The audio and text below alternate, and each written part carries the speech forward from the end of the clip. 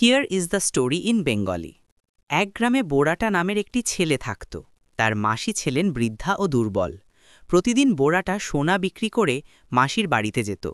শুধু ওষুধ দেওয়ার জন্য নয়, বরং হাসি ঠাট্টা ও গল্প নিয়েও যেত।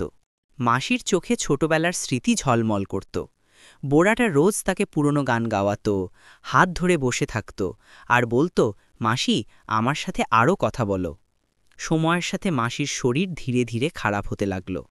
এক রাতে বোড়াটা মাসির পাশে বসেছিল, তার ঠান্ডা হাত নিজের কপালে রেখে।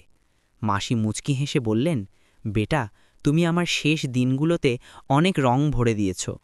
পরের দিন সকালে গ্রামে খবর ছড়িয়ে পড়ল, মাসি এই দুনিয়া ছেড়ে। Here is the story in Bengali. এক গ্রামে বোড়াটা নামের একটি ছেলে থাকত। তার মাসি ছিলেন বৃদ্ধা ও দুর্বল। প্রতিদিন বোড়াটা সোনা বিক্রি করে মাসির বাড়িতে যেত। শুধু ওষুধ দেওয়ার জন্য নয়, বরং হাসি ঠাট্টা ও গল্প নিয়েও যেত। মাসির চোখে ছোটবেলার স্মৃতি ঝলমল করত। বোড়াটা রোজ তাকে পুরনো গান গাওয়াত, হাত ধরে বসে থাকত আর বলতো, মাসি, আমার সাথে আরও কথা বলো।